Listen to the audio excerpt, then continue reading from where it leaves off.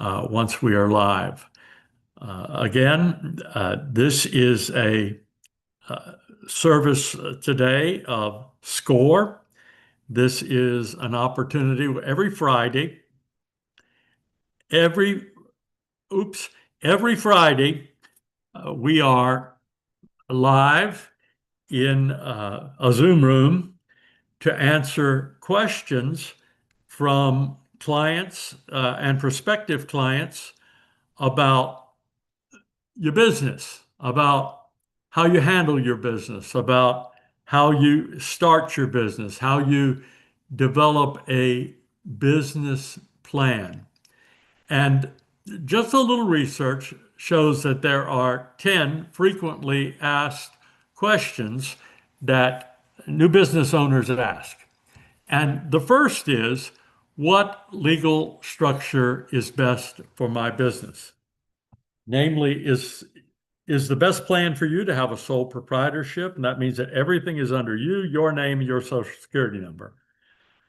An LLC, which would enable you to get an employer identification number, which is separate from your social security number.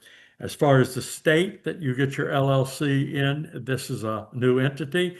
As far as the federal government, the IRS considers the owners of the LLCs to be responsible, and or maybe you want to set up an S corp or a C corp.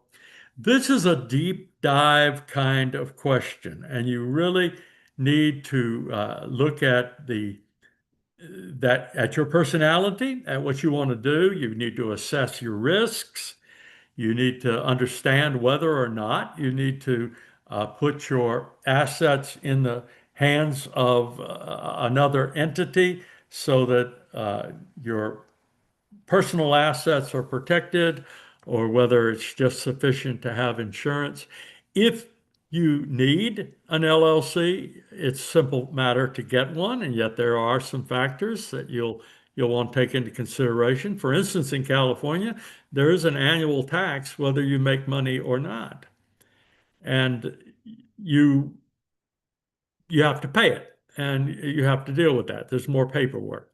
If you move up the corporate structure, it gets more complicated, and you have to know what is involved. The best answer is do the simplest thing that you can at the time. You can always reorganize, you can always add structure, but do the thing that is as simple as you can under the circumstances. You have to assess your personality. This is a longer conversation than we can have just in a moment. The second frequently asked question is, how do I secure funding for a business loan? At SCORE and with other small business consultants, coaches, and mentors, we start with your business plan. You always need to start with a plan. Your lender is going to want to look at your plan. How are you going to pay them back? That's important to them.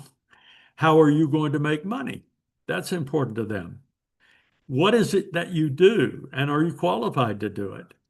How are you going to add value to your customers' lives, and who are your customers?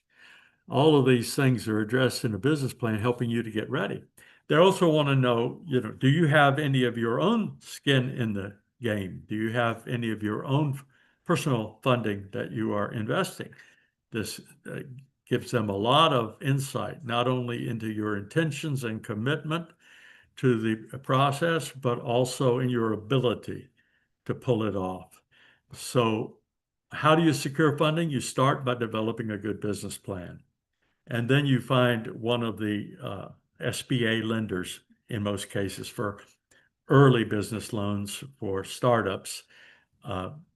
The banks are probably not going to want to lend you money until you've been in business for a couple of years and you have some funding flowing. However, organizations that exist in your community development financial institutions, are prepared and ready to work with new business owners in small loans, and larger loans to help you with your startup uh, by accessing Small Business Administration funding. Now, there are other kinds of funding, crowdfunding, for instance, and this is a separate conversation that we can have sometime, crowdfunding, and also finding angel funders. So there are many ways to finance your business, and there are many different aspects to lending. I suggest, as I always suggest, that you find a coach, a mentor, a consultant, or in the beginning, I would say, what is your best bet? It is a free volunteer coach from SCORE, mentor from SCORE, who's been around the block, has helped a lot of people develop their business plans and has developed business plans of their own to help you walk through this process. Number three is, how do I find and attract new customers? Well, the first part of the answer to this question is you have to know who your customers are. So you need to get a picture in your mind of who it is you're trying to reach. Who is your ideal customer? Who will be receptive? And then you find them where they are.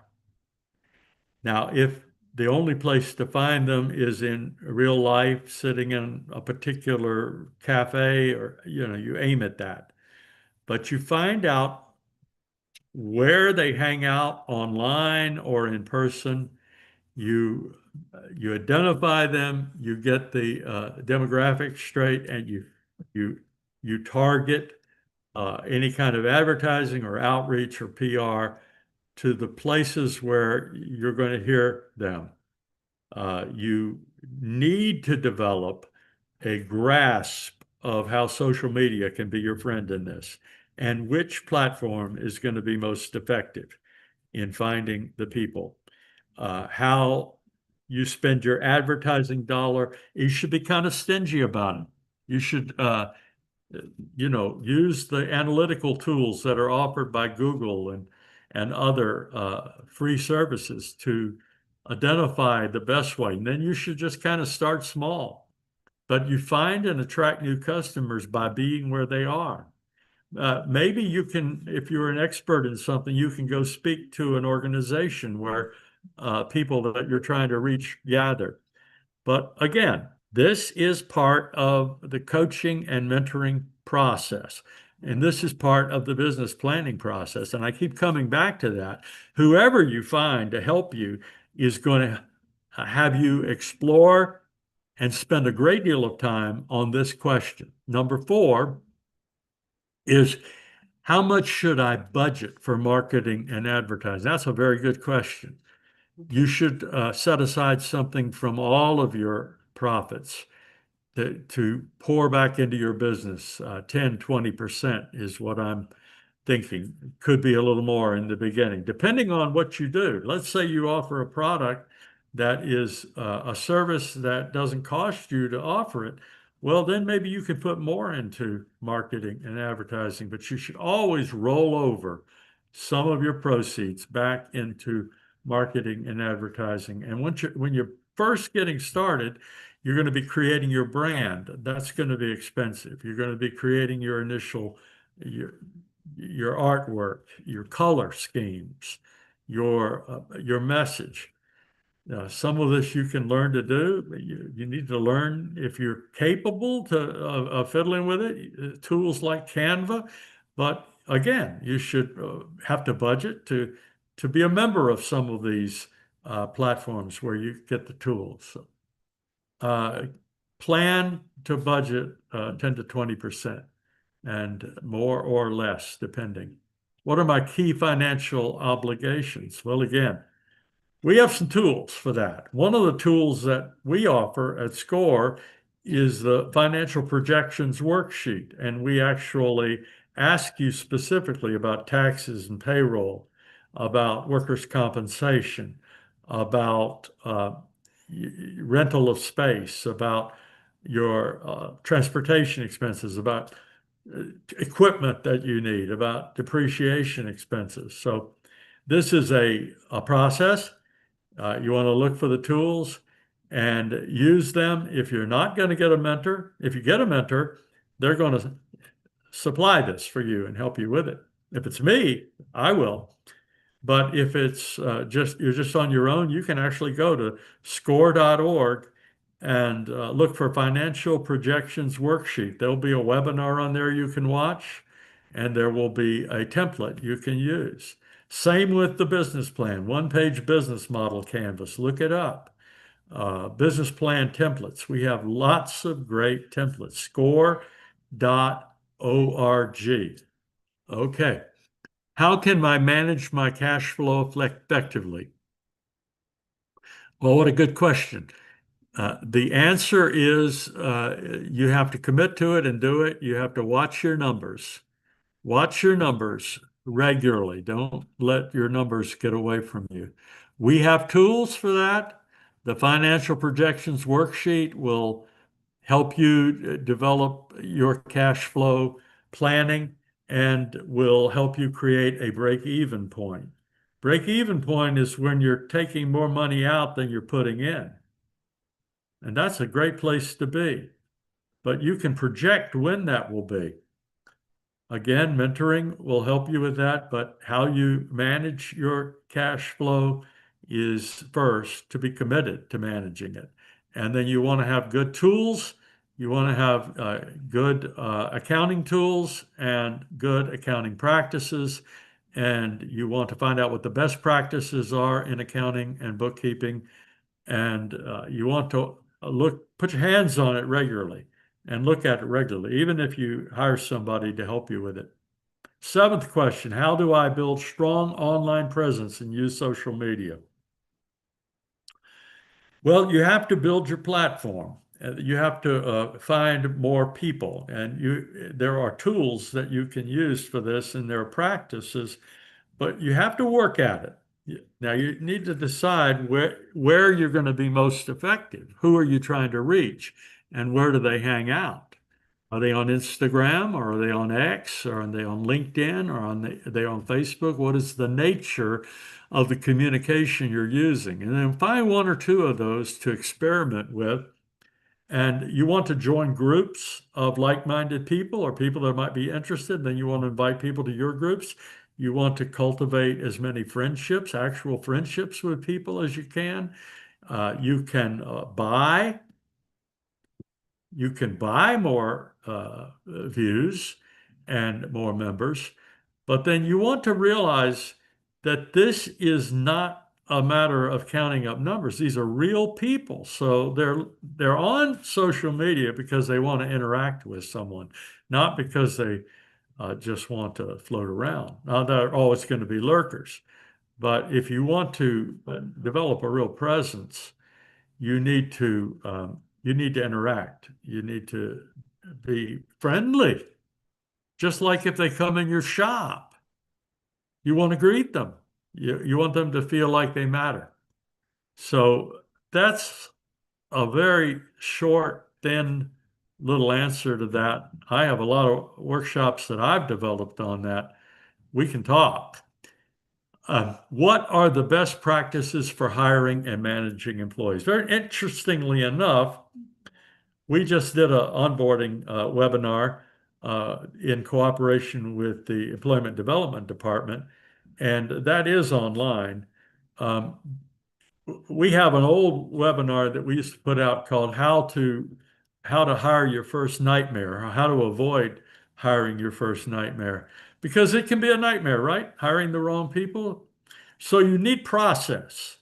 You need principles. You need a system. You need policies. You need paperwork. You need to have an onboarding trail. You need to know how you're going to evaluate the applicants for your jobs. How are you going to find the potential people? This is part of planning. What kind of people are you looking for? What are you going to pay them? What are you going to offer them? What are the advantages? If your employee were a customer, why would they want to do business with you? So why would they want to work for you? What would keep them working for you? How do you train them so that they want to buy into your mission and your vision of a world that they are impacting. And then you want to have clear company policies that spell out what needs to be spelled out. So again, this is part of planning. And this is a place where you need to get the best practices. Fortunately, we have a number of articles, webinars, and resources on our score.org website, but also your mentor will know of some. And you want to be careful when you go out into the YouTube world. Some of the best information in the world is free on YouTube, and also some of the least helpful and sometimes damaging things. So you have to learn to be discerning about who you're listening to and who you're taking advice from. Um, so that leads into how do I track revenue and expenses to stay on top of my finances? I'll tell you, I use QuickBooks. Some people use Zolo. People use other tools. I would find the tool that works for you and learn how to use it. Take a seminar or a webinar or a workshop on how to do your basic accounting and do it with a computer. Do not do it by hand. And track everything. Track what comes in, track what goes out. Track, track, track, track, track. And learn how to do it the best way. And what are the best strategies for retaining customers? Well, I would say engage in the process of understanding a customer's journey. The customer comes to you with total unawareness and may not even know your industry exists. Take the next step through a funnel, they become interested. Maybe they get on your mailing list. And then next step, maybe they look at a presentation. Then maybe they order a product. They're not done. Think about that person as someone you have a continuing relationship with. How do you create and maintain that relationship? How do you keep communicating with them? Do you come back and say here's a special promotion for our returning customers? You want them not only to become returning customers and create funnels for that, create opportunities for that, but you also want them to become your ambassadors and to send other people your way. Those are the top 10 frequently asked questions that I pulled up in AI today and was having an opportunity to address. So this is going to be on a recording, and right now it's simulcast and to YouTube. So I hope this is helpful to you. I'm going to stop the recording and just be here in the Zoom room. Drop in. I'll try to get you the link so that you can drop in for coaching any Friday at 11 o'clock Pacific time. It's drop-in coaching. You may be out there for other people to see, so we'll make special appointments if you have confidential information, but you can drop in and ask a question, and I hope you will. So all the best to you. This is where our recording ends, and if I can figure out how to stop the live stream, I will, and I am.